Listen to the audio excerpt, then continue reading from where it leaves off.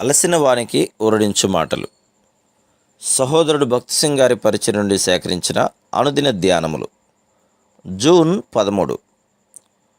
శక్తి చేతనేను బలము చేతనేను కాక నా ఆత్మ చేతనే ఇది జరుగునని సైన్యులకు అధిపతియగు యెహోవా సెలవిచ్చెను.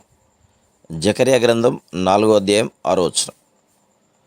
ఇశ్రాయేలు ప్రజలకు సున్నతి చేయమని దేవుడు యెహోషువకు ఆజ్ఞాపించెను.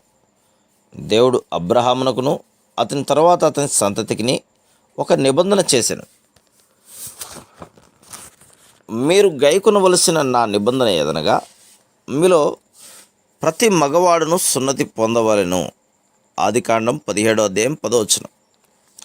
అదే సమయంలో దేవుడు అబ్రహాముతో అతనికి తప్పక ఒక కుమారుని అనుగ్రహించుదనని, అతనిని అత్యధికంగా విస్తరింపజేసి కనాను దేశమును అతనికి స్వాస్థ్యంగా నిచ్చేదనని తన వాగ్దానమును నూతనపరచను. ఆ సమయంలో అబ్రహాం 99 సంవత్సరాల వయసు గలవాడు. అప్పుడు శారా 89 సంవత్సరాల వయసు గలది. మానవరీత్యా చూసిన యెడల వారి శరీరములు కుమారుణ్ణి కను సామర్థ్యము కలవి కావు. వారు తమ స్వంత శక్తి ద్వారా, బలం ద్వారా కుమారుణ్ణి పొందలేరని, దేవుని స్వంత జీవం ద్వారా, ఆయన పునరుద్ధాన శక్తి ద్వారా మాత్రమే పొందగలరన్న విషయమును చూపించుటకే దేవుడు అబ్రహాంతో ప్రతి మగవానికి సున్నతి చేయవలని చెప్పారు.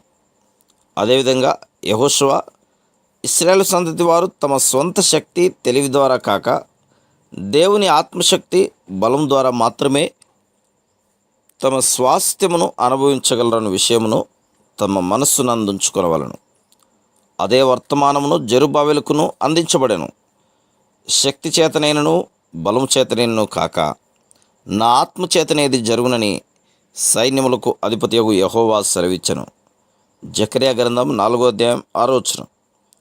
జెరుబ్బాబెలు యెరూషలేము దేవాలయము ఏ విధంగా తిరిగి కట్టబడునని అనుమానం, ప్రశ్నలతో నిండి ఉన్నాడు. ప్రవక్త అయిన యిర్మీయా ప్రవచనం ప్రకారం ఇశ్రాయేలు సంతతి వారు బబులోనులో 70 సంవత్సరములు చెరలో ఉందురని అతడు ఎరుగును. యెరూషలేము ప్రాకారంలో కూలద్రోయబడి ఉండుటయు, గుమ్మములు కాల్చబడి ఉండుటయు అతడు చూచెను. జెరుబ్బాబెలుతోనున్న ఇశ్రాయేలు ప్రజలు స్వల్ప సంఖ్యలో ఉండిరి. వారు కొద్ది ధనము, కొద్ది సహాయం మాత్రం కలిగి ఉండిరి. ఇటువంటి పరిస్థితులలో యెహోవా వాక్కు జెరుబ్బాబెలుకు ప్రత్యక్షమై, దేవుని పని మానవ శక్తి చేత, బలం చేత కాక దేవుని ఆత్మ చేతనే జరుగునని సెలవిచ్చారు. మన సొంత శక్తి చేత దేవుని కార్యములు ఏమీయును చేయలేము. మన సొంత ప్రయత్నం ద్వారా మన స్వాస్థ్యమును పొందలేము, అనుభవించలేము. దేవుని ఆత్మపై ఆధారపడుటకు మనం నేర్చుకొనవలెను. ఆయన సంపూర్ణ అధికారము క్రిందకు మనం రావలెను. Praise the lord.